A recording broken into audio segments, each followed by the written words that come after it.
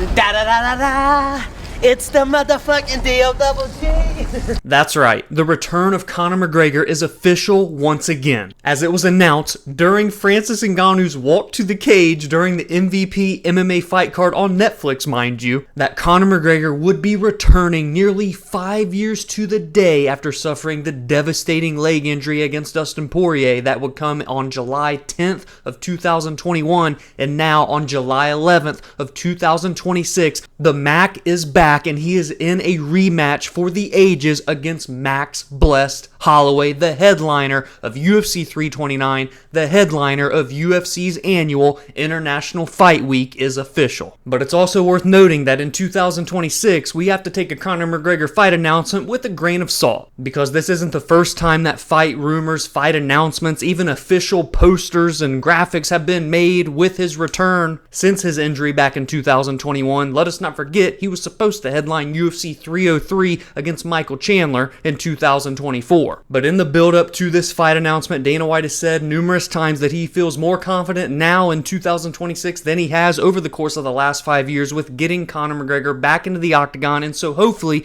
with fingers crossed, we will finally see his return, and it is a massive fight against a fan favorite and legend, future Hall of Famer Max Holloway, who shares a history with Conor McGregor dating all the way back to August 17th of 2013 in what would be Conor McGregor's second UFC fight, and Max Holloway's sixth, where Conor McGregor would secure the unanimous decision win, actually not utilizing his striking as much in that one, but grappling Max Holloway quite a bit. And part of that game plan en route to the victory for Conor McGregor on that night 13 years ago was due to a knee injury that Conor would suffer in the beginning of the bout. And following that night in the fall of 2013, both of these fighters would go on to have absolutely massive career trajectories. For Conor McGregor, he would become the biggest name and biggest pay-per-view seller in the mixed martial arts landscape that the sport has ever seen still to this day 13 years later, and quite frankly, it's not even been close. But not only that, he would become the face of the franchise, if you will. He would become a UFC lightweight champion. He would become a UFC featherweight champion. He would be the first ever simultaneous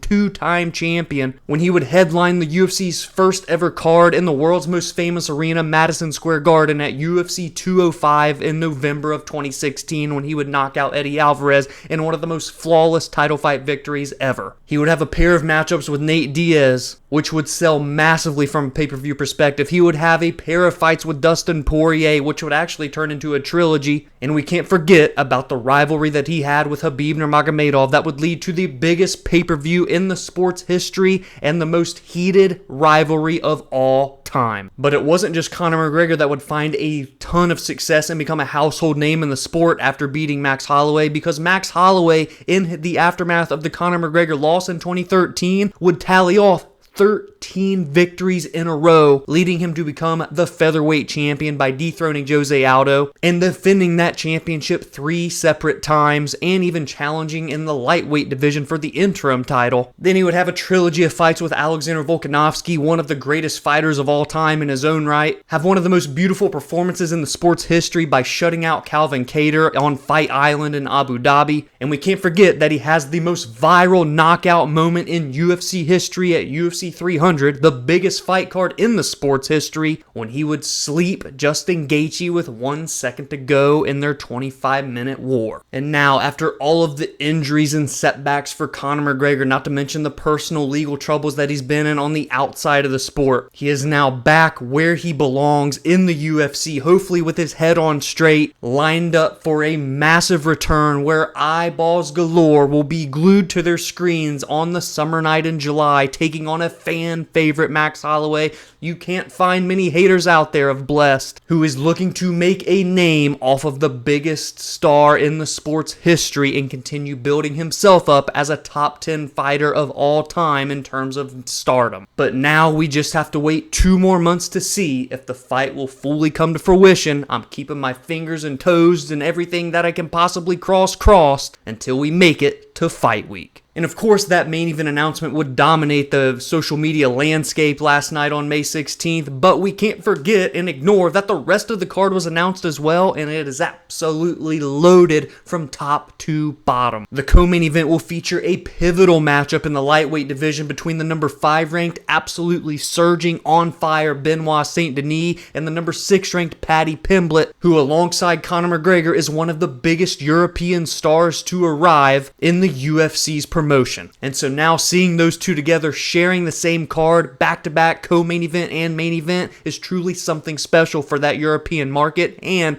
all of the Cage Warriors alum. How about the featured bout that has big-time title implications as Cory Sandhagen is returning off of his title fight loss to Merab Dvalishvili, taking on Mario Bautista. That's number 4 versus number 8 in the world in the stacked bantamweight division. Former flyweight title challenger is back, taking on a future flyweight title challenger, in my opinion, Lone'er Kavanagh. That's number 4 versus number 6, happening at a very important time in the flyweight division, given that Joshua Van just defended his title for the first time at UFC 328. And by the time that this fight takes place in July, will probably already be scheduled for his second title defense against Alexandre Pantoja. And kicking off the main card is Gable Steveson, making his long-awaited UFC debut, and we already knew it was going to be happening on this card. It was just a matter of who the UFC was going to decide to match him up against, and it in fact is not coming against the top 15 heavyweight, even though I feel as though he could have competed against some of them already off the rip. They instead have decided to give him Elijah Ellison, who is 5-2, with only one fight under his belt in the UFC, and it was a knockout loss to Brando Perishik, who is now in the top 15 of this heavyweight division. So obviously, on paper, it feels as though the UFC is lining up Gable Steveson to have a massive debut fight, and from there will likely launch him into higher up competition once he makes a statement, at least assuming he makes a statement. But you best believe Ellison is going to want to shut down all of that hype and shock the world to kick off the main card. How about this? Former middleweight champion and middleweight great, one of the greatest middleweights of all time in the UFC, Robert Whittaker, is moving up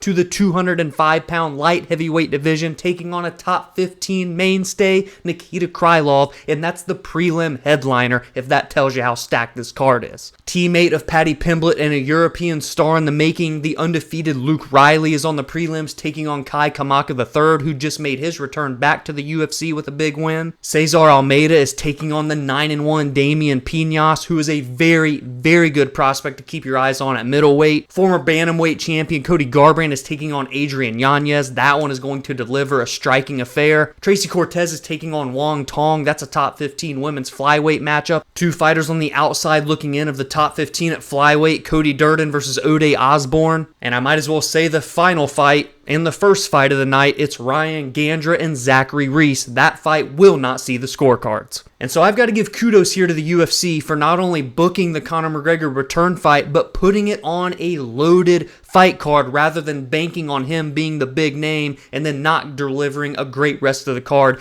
This is, on paper, probably the best fight of the year outside of featuring a title fight. And so now just think about this stretch that the UFC is on. We just had UFC 328, Khamzat Chimaev versus Sean Strickland, the biggest rivalry fight of 2026 so far. Regardless of how you felt about how the fight actually played out, Sean Strickland would become the new champion, and it garnered millions and millions of views during fight week and of course on fight night. Then on June 14th, we have the White House card, a one-of-one event for the sport, where we will see Ilia Topuria make his return, taking on Justin Gaethje, Alex Pereira fighting up at heavyweight to attempt to become a 3-weight world champion against Cyril Gane. Obviously, the rest of the card is very good as well. And then less than a month after that is the return of Conor McGregor on the International Fight Week card. And jumping ahead even further, in August at UFC 330, it's rumored that we're going to see Islam Makhachev back to defend his welterweight title for the first time. That is an insane 4-month run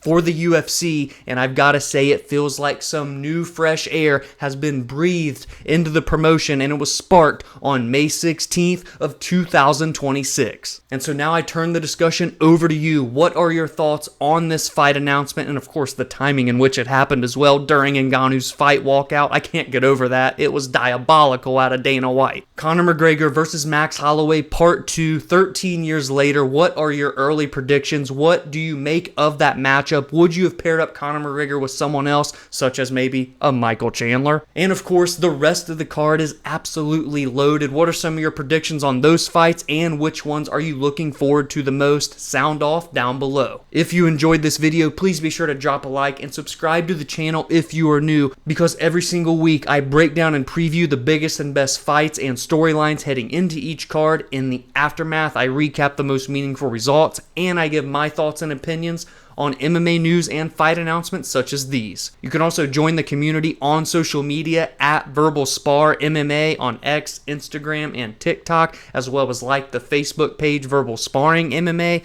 and you can follow on your favorite audio listening platform such as Spotify and Apple, where every Monday and Friday podcast episodes release there. Have a great week, and I will see you all in the next video.